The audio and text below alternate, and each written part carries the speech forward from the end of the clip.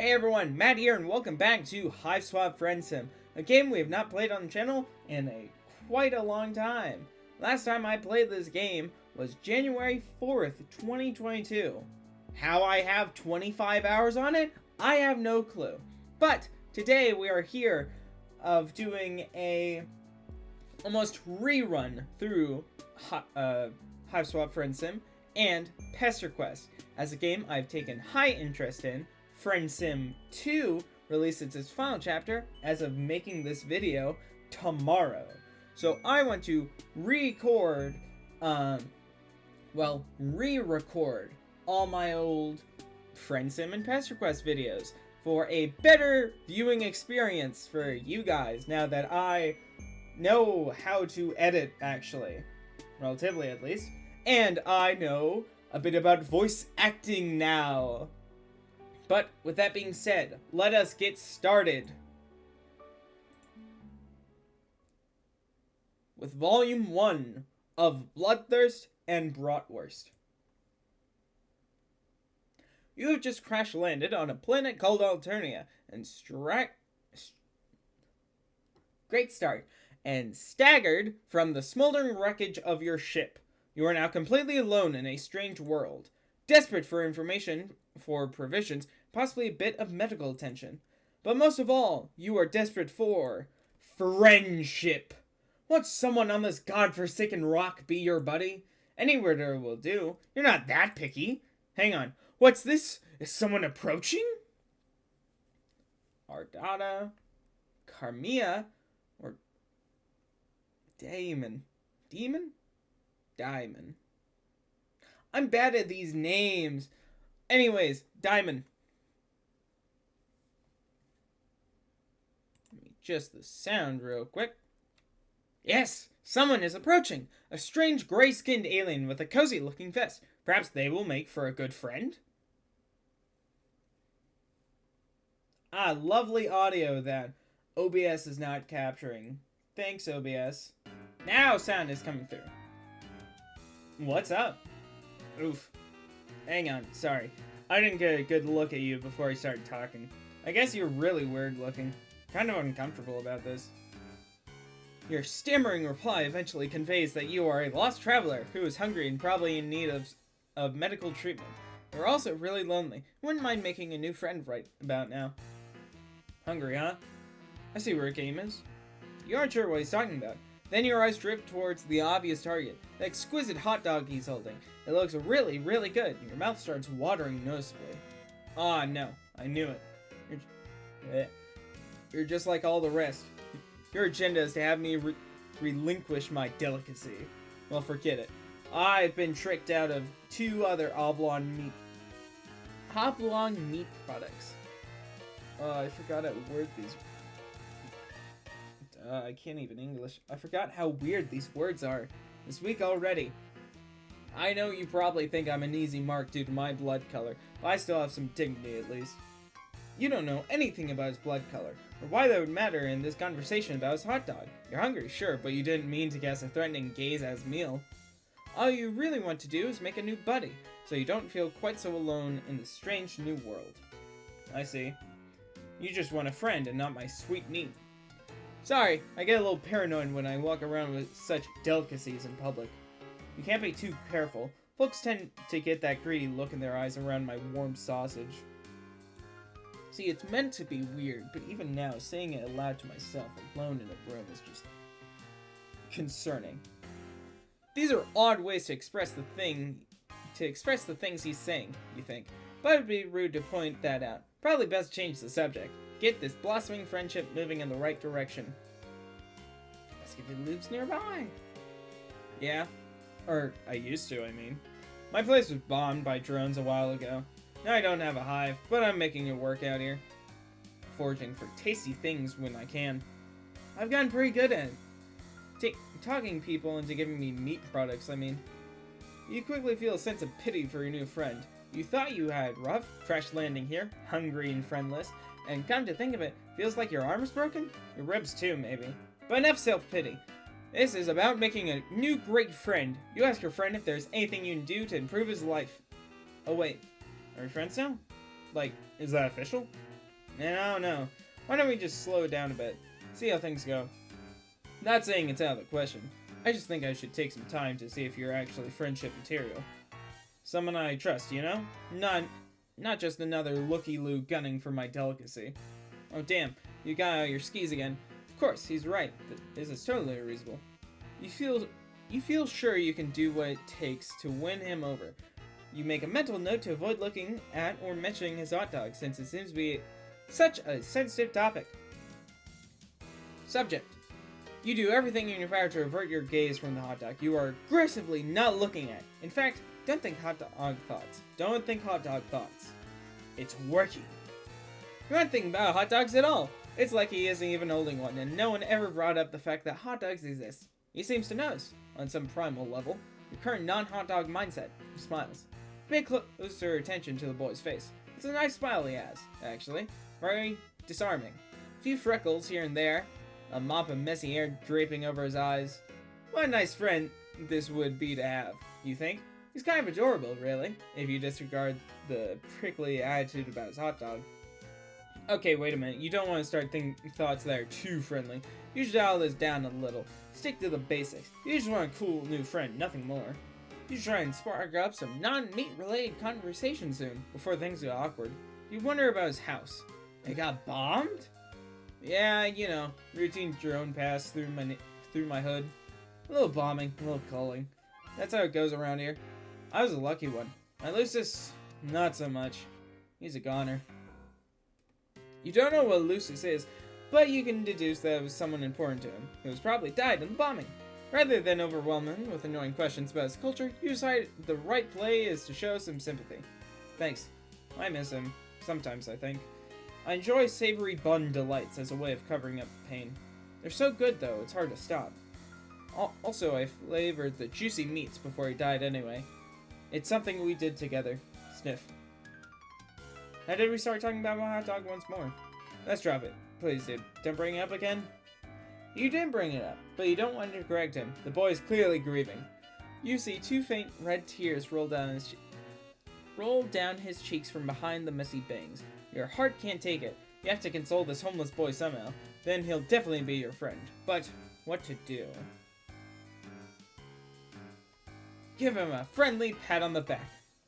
You keep it simple and pat him on the back a couple times. Everything's going to be okay, since you're his new friend, or at least working toward earning that status. He has a new ally to help him with whatever comes his way. He wipes his tears and appears to get himself back together. Your friendly gesture worked.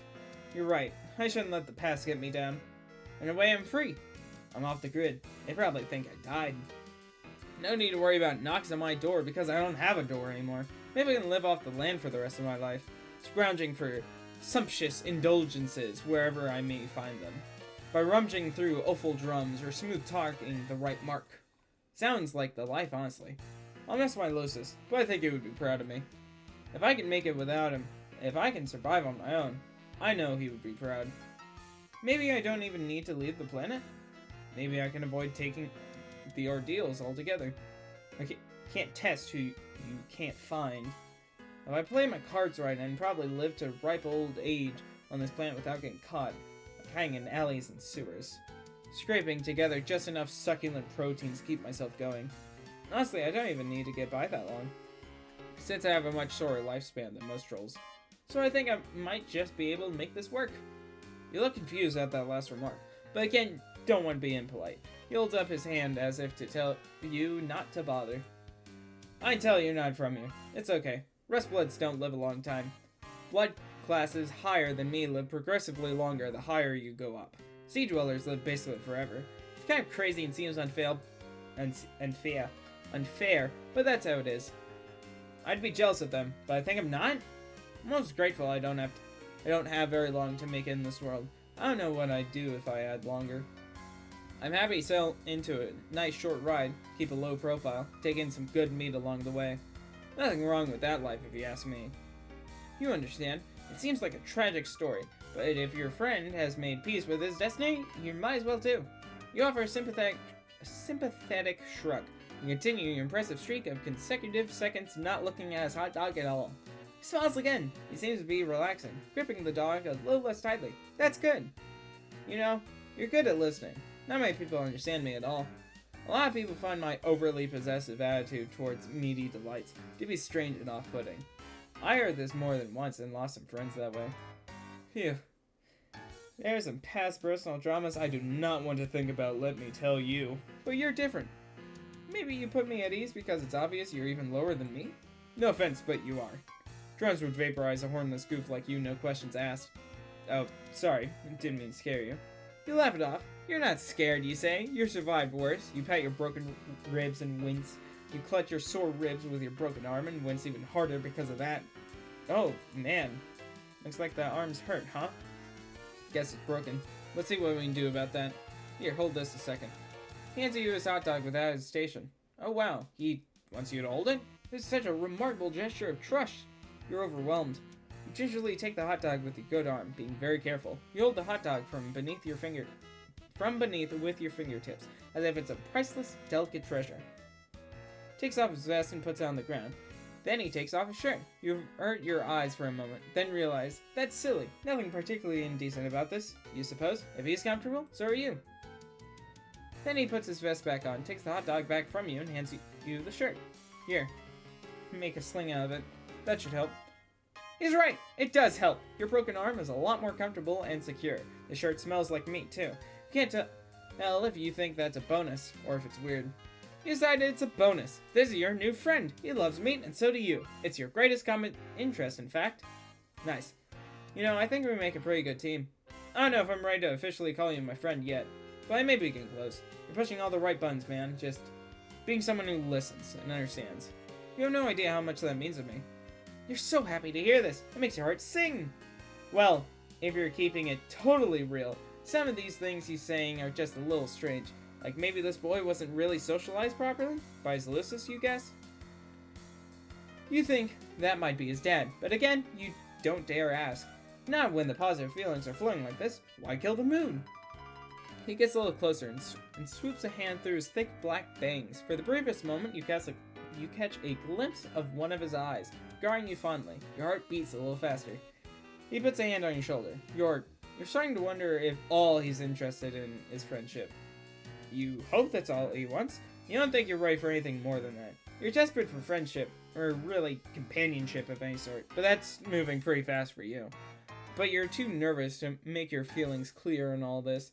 If it goes any further, you're not sure if you'll have the will to protest? Listen, dude. This gorgeous meat product we both admire. I'm thinking, maybe we share it. I think that sounds good, actually. Oh my, yes, that sounds wonderful. You're so hungry, but you're beside yourself with gratitude that Diemen? Did you say his name? That Diemen is willing to share with you something so precious to him. It really means a lot. Here, I have an idea. Brings his face close to yours. He holds the hot dog up between your faces, with both ends of the hot dog pointing to his mouth and yours. You're not sure what he wants you to do? You can't find the breath to ask. It seems like he wants you to eat the hot dog with him, Lady and the Tramp style. Yes, if pressed on it, you would agree the act is uncomfortably erotic. But you have to admit, it is a good way to share a food item, whilst ensuring it gets split about evenly. And you absolutely loathe the idea of letting a friend down. It's completely at odds with your values as a person. You chomp down on your end of the hot dog, as he does with his end simultaneously. Holy shit, that's so good. Take another bite. He takes his bite perfectly. He's usually good at this game. It's throwing off your chewing a bit, which makes you cough a little when you swallow. But you don't feel like you can pause without breaking eating rhythm with him. Might be what a bad friend would do. You keep going, without really quite swallowing as you go. You get closer to his face, which is creating an imminent situation you aren't sure how you're going to handle. You haven't planned for it, and it's coming up fast. The hot dog backlog collecting in your throat is getting a bit too heavy, so you try to swallow, but you can't. You gag. You cough up all the chewed hot dog matter explicitly into his face. He recoils, absolutely stunned. His bangs are blown back, and he's staring at you with wide eyes. Hot dog and bun bits all over his face. He says nothing for a moment, then puts his hands to his throat. Oh, fuck, he's choking! He points at his mouth desperately. You need to do something. The Heimlich, of course. That's what you need to do. Save your friend's life. You get behind him and put your good arm around his belly and form a fist. You plunge the fist in under his ribs, trying to dislodge his emaciated delicacy. It's no use. You can't get any leverage. You need your other arm. It really hurts though. You'll have to make the sacrifice for your friend. Yes, a friend who may have just tried to trick you into kissing him with a silly hot dog stunt. You're not sure how you'll navigate that tricky subject once he's breathing again, but you'll deal with that later. Right now, you have a life to save. You pull your broken arm out of its sling and grab your other fist in front of his belly and squeeze.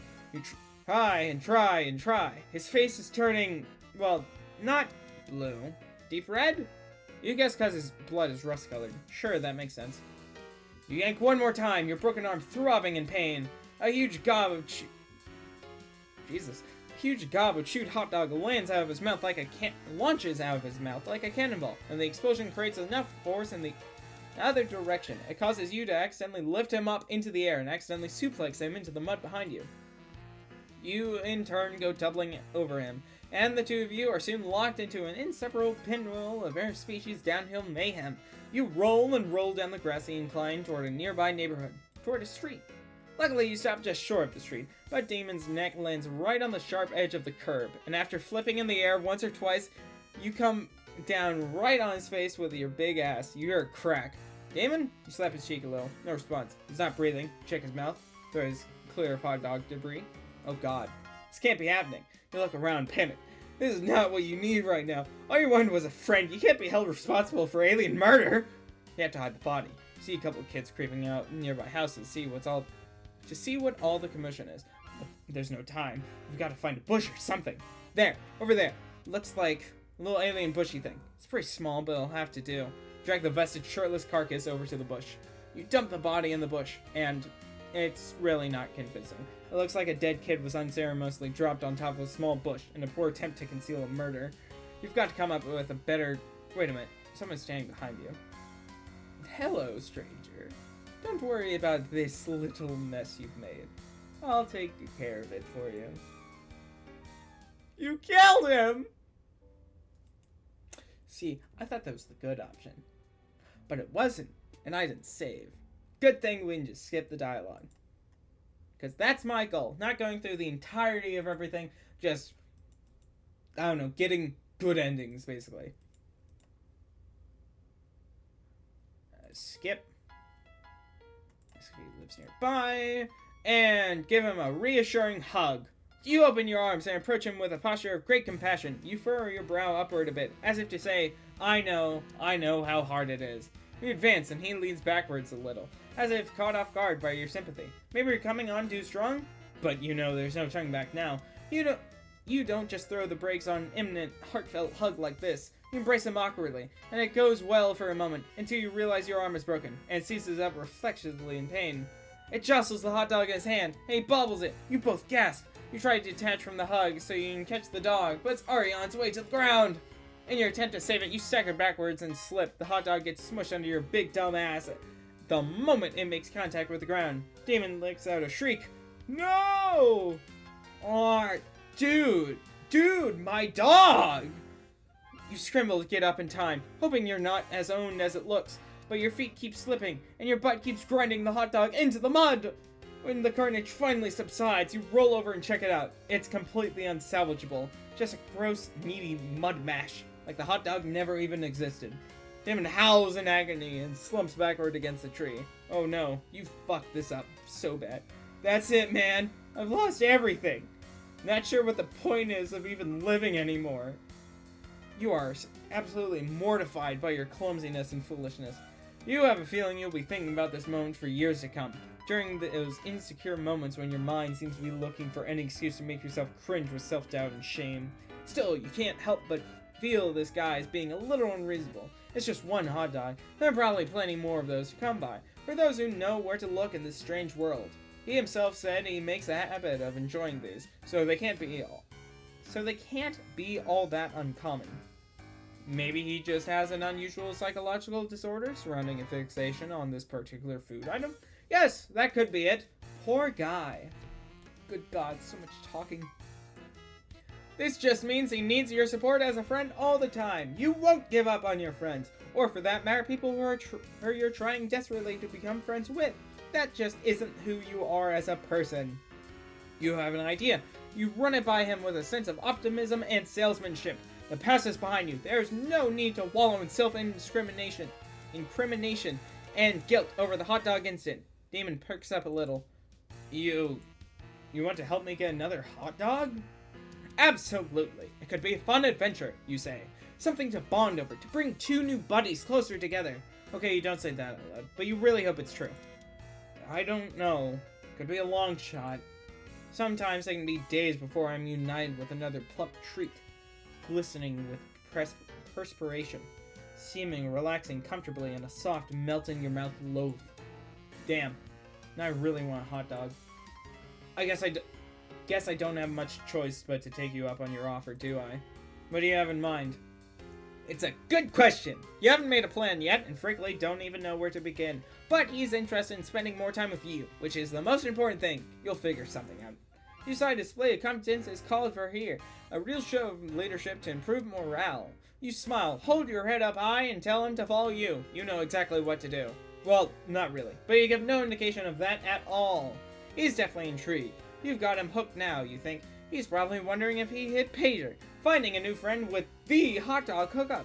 Of course, you don't have the slightest idea where to find a hot dog, but you've got to admit, you're enjoying the feeling of being important and valued by a potential friend. You don't want to do anything underhanded. Yet, you can't help but feel you should probably milk this social gambit for all it's worth. This way, you say, as you begin marching confidently in a ramp direction. He obediently follows and begins rubbing his tummy. You begin to feel nervous almost immediately. You have absolutely no idea how this is going to play out, or if it stands any chance of resulting in a hot dog at the end of the journey. Oh well, you'll figure something out along the way. You lead him through streets and winding through the yards of strange-looking houses, and he follows. He takes care to make sure you both are not seen, which could get you both in trouble. Which could get you both into trouble, apparently. The improvised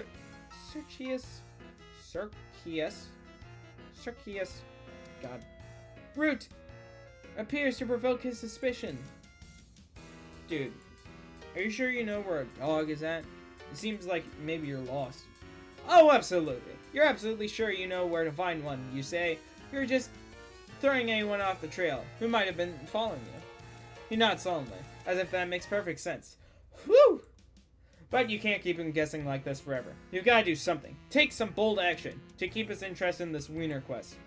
You say, this way, down here. This is a shortcut to the hot dog supply you're privy to. It's the motherlode. In the sewer? Yes, totally. It's just a short trek through the sewer. Shouldn't be more than another hour, or several, of sewer trudging. That is, if he still has the will to do what it takes to get his hands on more juicy dogs. Oh, hell yeah. You know it. After you, man. An hour later, you're so deep in the sewer, you've lost all bearing and sense of direction. You could be anywhere by now. You've taken so many crazy turns. Still, you don't let up for a second that you're lost. You've made each turn with decisive conviction. He's still following you, but now he's having trouble keeping up. He's out of breath and struggling with the foul smell. Can't say you're enjoying it much either, but you can't let on to the fact that what you're doing what you're doing now is anything other than the most casual routine for you. Like you do this every day. Just a quick jaunt through the sewer to hit up this vast mythical trove of meat products.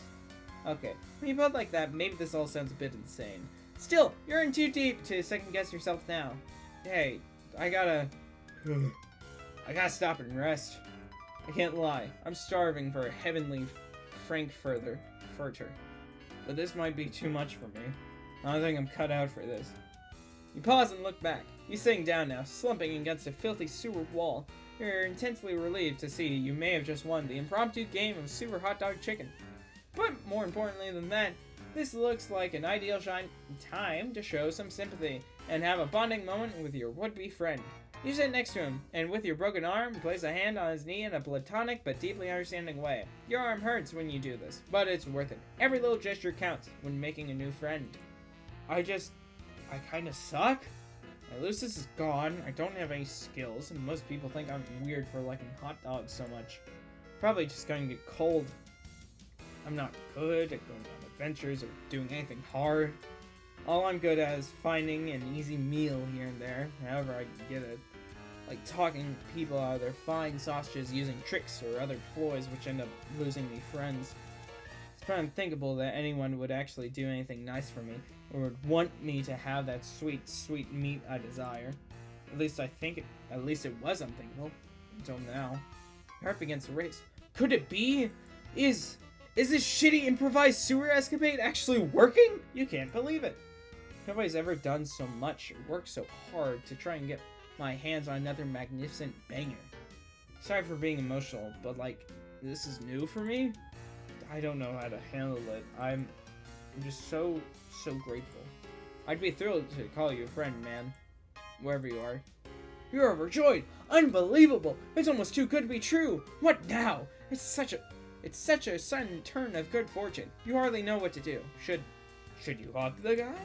Last time that didn't go so well. But this time he's not holding a hot dog for you to clumsily defile. So maybe this is your moment. Wait. What's that? A deep rumbling sound begins to echo through the tunnels. Oh shit. They found us. It's a drone, dude. I guess on like sewer duty? We gotta run. He gets up, grabs your hand, and sprints. He's a lot faster than he looks when motivated to get moving. He turns this way and that as the rumbling gets closer. But he slips on something, and you both tumble into a river of horrific sludge. Bro, I can't swim! Help! Your proud arm finds purchase on the ledge, and though it's very painful, you heroically salvage your friend from the muck with the other arm. He coughs and gasps for breath. You find a nearby ladder, shove him upward until he starts climbing on his own, and follow him. You burst through a lid on the floor, and you both flop out of the hole, drenched in filth, smelling horrible and completely exhausted. But at least you're safe, you think. Hey man, I just want you to know, even though we didn't find the glorious treasure you were leading us to, I'm happy how it all turned out. Maybe I don't need hot dogs in my life as much as I thought. Maybe that's not the real treasure after all. It's been a journey for me, let me tell you. I'm learning so much about myself, about life, because of you. Spishy air slicked back from his eyes due to the sludge. It's giving you a penetrating, soulful gaze of presumably pure friendship. Or is it even deeper than that? Wow, this is intense. Wow, this is intense. Then something catches your eye. Just above him, something dangling. Lots of dangling things, actually. Come think of it, it's really cold in here.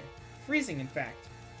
You finally realize, holy shit, you're in a weird alien meat locker. You're absolutely surrounded by dangling meat products, including many sausages, thousands of them. You begin to sob.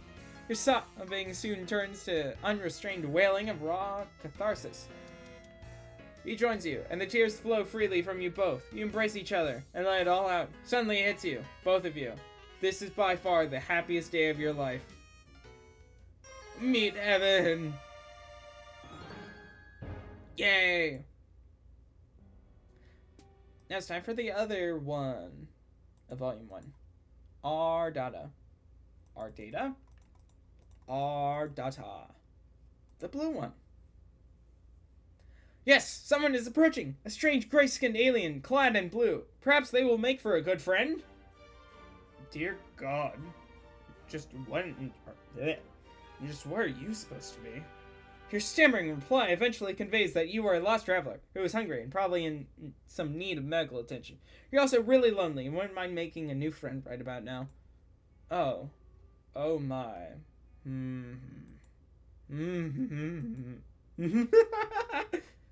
Oh, how funny this is. How very droll. You want to be my friend? It's too much. This thing at my doorstep, wishing to know me in any capacity. The hilarity somehow escapes my ability to capture with maniacal laughter. How rare. You apologize for your presumptuous request. You hang your head, turn around, and begin to walk away. And just what the fuck do you think you're doing? Who invited you to leave? You stop in your tracks obediently, and turn to face her again. Your possibly broken ribs are throbbing in pain, but this does not strike you as the right moment to exhibit weakness. It dawns on me that we have gotten off on the wrong saunter pod. Where are my manners? Ghastly behavior on my part. After all, it isn't your fault you seem to be some sort of hideous freak, is it? and such a tragic creature cannot be held responsible for such a devastating shortfall of social competence. I would weep for you, really, except that crying out of 3 eyes at once gets a bit messy. So instead, I think I'll be saving my tears for someone less offensively worthless. You aren't sure if she's inviting you inside? Or if she just got you to stay a little bit longer. A little longer. So she could insult you some more. You try to remain stoic while your confrontational new friend decides what to do with you. Unfortunately, you sniffle slightly. Oh. Oh my. Oh dear. You're sad? So amusing to me. Mildly endearing, even. Perhaps I'll decide later if it's endearing, once I have more information. It's entirely possible I will retroactively decide it's disgusting. Let me increase the sound too, it's a bit quiet. But for now, try to put yourself at ease, you completely pitiful fool. Not one more sniffle. And now it's too loud! The indecisiveness of everything. Too loud and too quiet. Do you understand? You nod, while practicing an exemplary control over your nose. You have gotten yourself so agitated. I wonder why. You have nothing to worry about from me. Of course I will be your friend. Conditionally, I mean. There is a chance the designation will be formalized, if you behave in ways that I approve of, starting now. Let's call it a friendship in progress. Agreed? Your heart swells. This is what you've been waiting for. A new friend! Oh gosh. All you have to do now is try not to fuck anything up at all, possibly for many hours. Come into my hive. This way, after me. You look like you could use nourishment. I don't know what it is that whatever you are eats, generally, but it doesn't matter. You will eat whatever it is I have on hand, if I tell you to. How's that sound? How does it sound? It sounds good. I'll do whatever you say. Obviously it sounds good. You will definitely enjoy it. You will enjoy everything I provide you with and tell you to do. I can't imagine any sort of negativity or disagreement coming from one of my friends. I will assume that we share this philosophy when it comes to friendship. You say, oh yes, absolutely. You nod as enthusiastically as you can without aggravating your broken ribs. You consider giving her a thumbs up as well, till you realize one of your arms is probably broken too. You'll try to make sure she doesn't notice, though. It would probably leave a bad impression. Come with me. There's something I need your help with.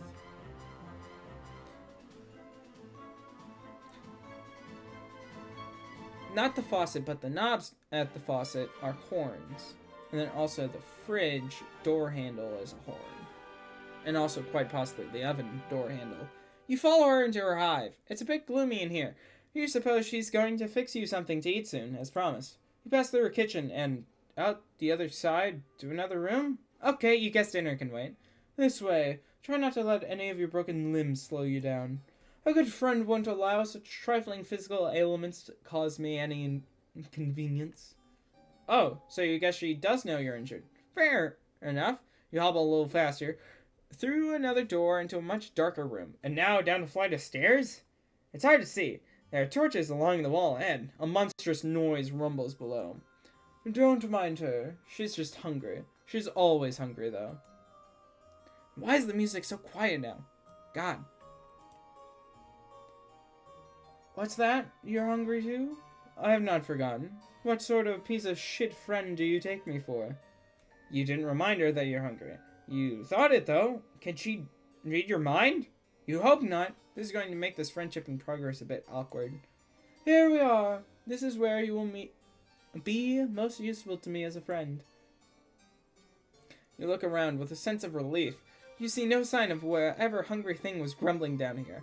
You are less relieved to see several other kids trapped in cages of various shapes and size. One of them makes eye contact with you. The boy is the same kind of alien as her, horns and all. He has a dark red symbol on his shirt. His expression seems to plead with you. He struggles to say, help. Your new friend looks unamused and twitches her finger. Help, he says. Hello, by which I mean hello, of course. Looks like you're the new friend in progress chosen by a great and beautiful Ardata. She's my savior, my reason for being. I am nothing without her. I'd hollow myself out and let her make a nest inside me, if she'd permit it. Turn away from this boy. You don't want to hear anything he has to say ever again. Don't mind him. He's always regarded himself as a comedian. Come, over here. This is what I need your help with, if you're going to have any value to me as a friend. You're led to a dank corner of this, well, you're going to call it like you see it, this dungeon. Your new friend has a dungeon full of sad, suffering children, and presumably a monster lurking somewhere in here as well. It's not ideal. Then again, social beggars like you can't be choosers. I've been having an awful time with it. You can do it for me. It'll save me time. You look at the thing in question. You doubt she's been having an awful time with it. You doubt this because it's still in its box, looking completely untouched since it was brought down here. It's a box containing a table? A table that looks ominously like it was designed to keep a person strapped to its surface. I will need you to assemble it. Here's a screwdriver, in case you need it. I will assume other required tools are contained within the box. Take a screwdriver with your non-broken arm. This isn't exactly what you had in mind. You don't know what you had in mind. You don't know what you had in mind, really. A warm meal and friendly banter? Perhaps a sling for your arm and a remedial balm for your ribs. Still, you open the box without protest. Hold on, before you start, this will make for excellent content. My fans will appreciate this. She sets up a video recording device on a tripod, points at you. Video feed comes to life on several monitors just behind you. You see in one corner of her screen an unflattering angle of your torso hunched over the furniture box. Other rectangles contain shots of the other kids in cages around the room. You suppose cameras are pointing at them too. You had no idea this friendship came with the perk of instant stardom. Now you may begin. She's suddenly sitting in a comfortable-looking chair facing you and holding a chalice, swishing around some vicious liquid it contains. You have all the parts spread out on the floor, organized according to their labels and the instructions. You try to remember the last time you assembled something like this. You don't recall enjoying it, to be perfectly honest. This doesn't look like it would be anything fun at all. She frowns conspicuously. Oh, how sad for you. I'm sorry. Is this Is this activity not to your liking? You reassure her vigorously that no, it's actually amazing. You love shit like this. It's what you were born for, you say, as you swish the screwdriver around, demonstrating your plainly evident skill with the tool. Forget the thing you just thought. Completely arbitrary and wrong thoughts pop into your head all the time. It meant nothing, you swear. Yes, I hear that a lot. Continue. You open the little bag full of screws. Jesus, there are like 50 screws to this thing. Where could most of these screws possibly go? Judging from the picture, the table really doesn't seem that complicated. You look at the screwdriver. The sight of the screws. Every single one requires an Allen wrench. Does this even come with an Allen wrench? The instructions seem to suggest it does. You look around, but don't see one. Did you open the bag too forcefully? Did the Allen wrench go bouncing off into a dark dungeon crevice nearby? Maybe you lost some of the screws too. Damn it. You begin to sweat. Look around nervously. You check underneath one of the parts. No, it's not there. You grip the screwdriver a little tighter. You wonder what to do next. Get the hell out of there! Firstly, you clear your head and try to think instant thoughts.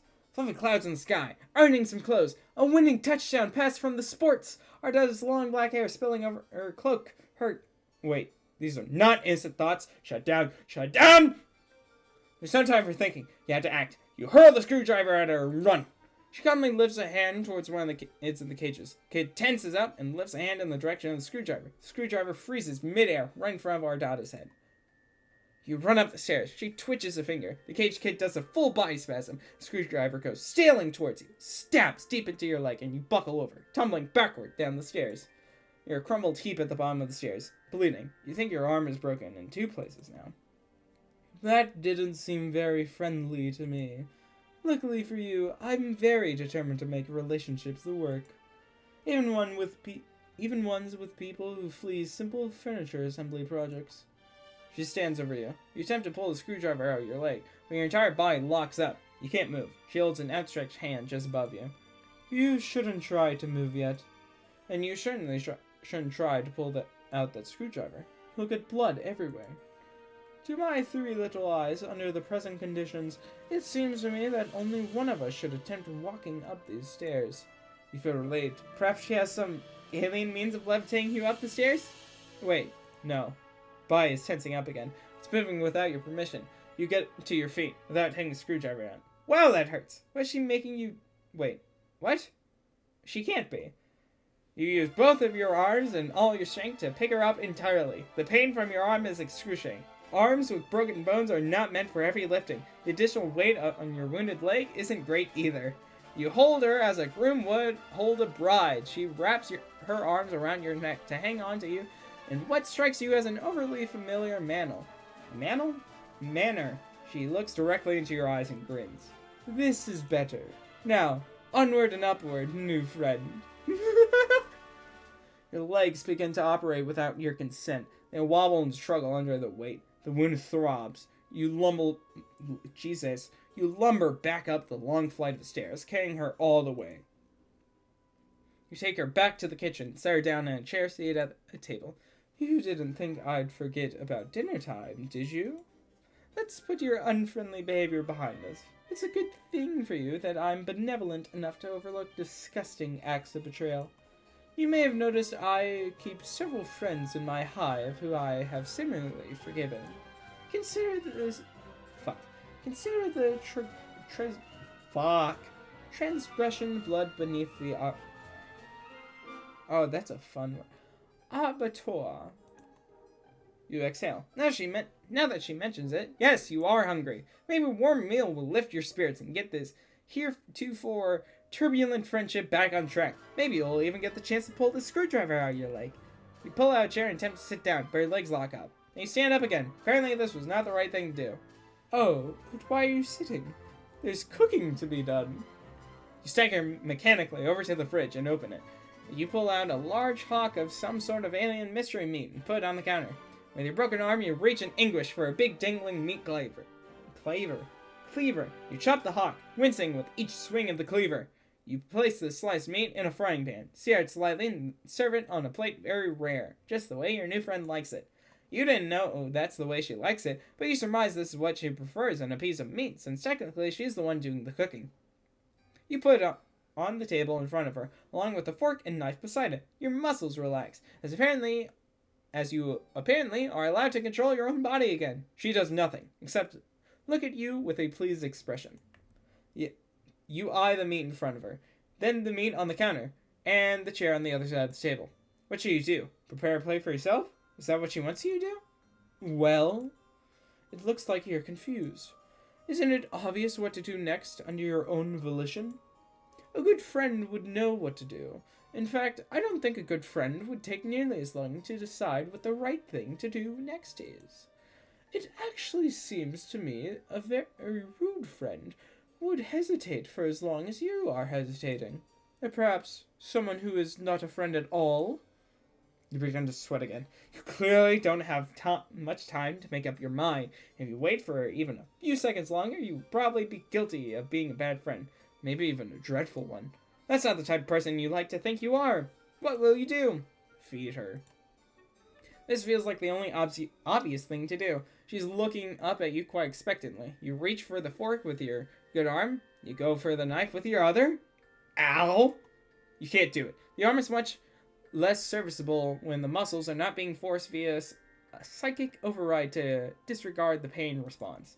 Nevertheless, she looks at you patiently and smiles. That's nice of her, you think? Not to be mad about it? You feel like you're growing closer to your new best friend by the minute. You put the fork down. Pick up the knife with your good arm. You cut the meat into several pieces with a careful sawing motion. You put the knife down and pick up the fork and stab a piece. You put it close to her mouth. She seems pleased. Very good. Nice technique. Well-sized morsels, too. She chews the meat with excellent form. She has very good table manners, you think. When she finishes the pieces, you slice off some more. Continue. The meat looks very good. Your mouth is watering, but she doesn't offer any. Oh well, when it's the right time for you to eat too, you're sure she will let you know. The meal is finished. There's no more meat except for a few pieces of unchewable gristle. which you did not try to feed her. That would be thoughtless. Very bad service. She reclines and steeples her fingers, looking quite pleased with how the evening has gone so far. You aren't sure why she's laughing. Did you do something funny? Oh my. What a fool. Pointing at yourself, wondering if she's referring to you. You don't know what you've done that was foolish. If so, you're also still not sure what you find so amusing.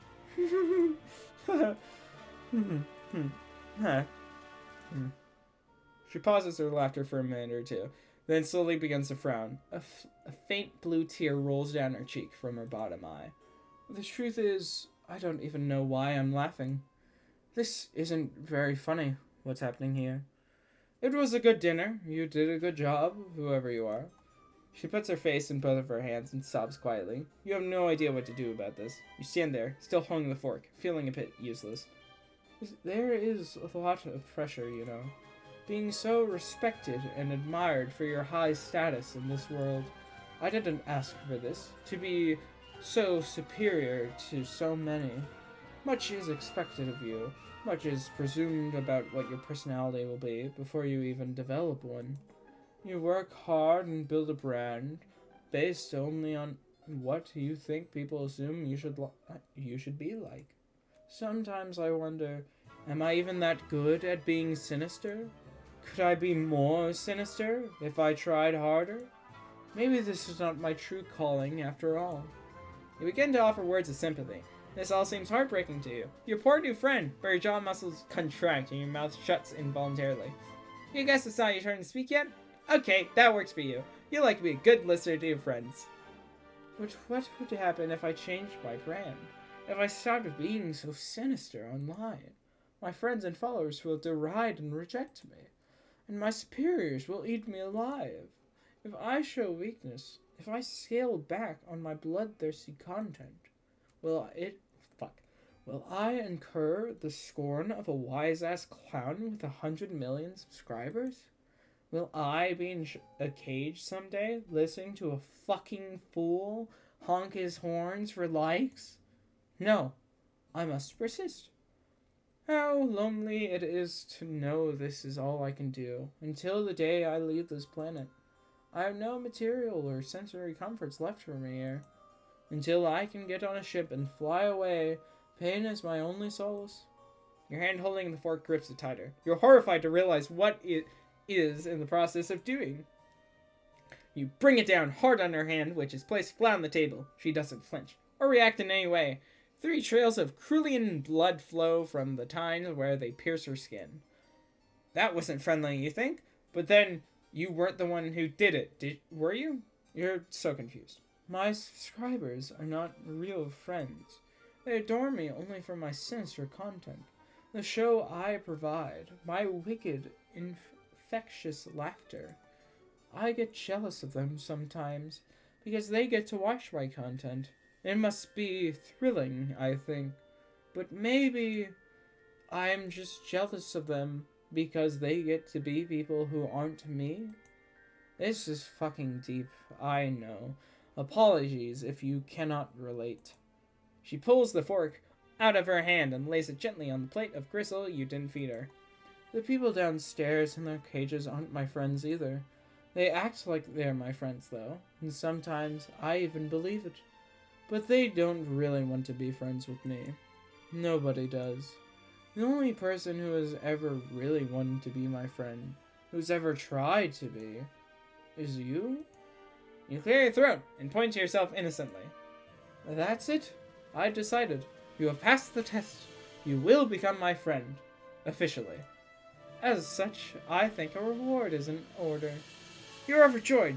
Your heart starts racing. You can't believe it. A new, real friend! But you don't have much time to enjoy this achievement. Your body is doing something again. You bend down in a strained motion and pick up the plate and fork. You position the plate over your wide-open mouth and scrape in all the remaining gristle and begin chewing. It's virtually inedible. Your mouth humors the act for chewing for 2 seconds, and then you swallow all of it whole in one painful gulp. Tastes like true friendship. Friendship! Yeah! Great, and that's volume 1 done. that's all I will do for now, as to not have multiple over an hour long videos. So that will be all for this time on, I guess, the rerun of Friendsim. If you like the video, like it. If you want to see more of my content, make sure to subscribe. And stay tuned for more reruns. And then also my first playthrough of Friendsim 2 whenever I'm done with this. Have a good day and do what you do best. See ya!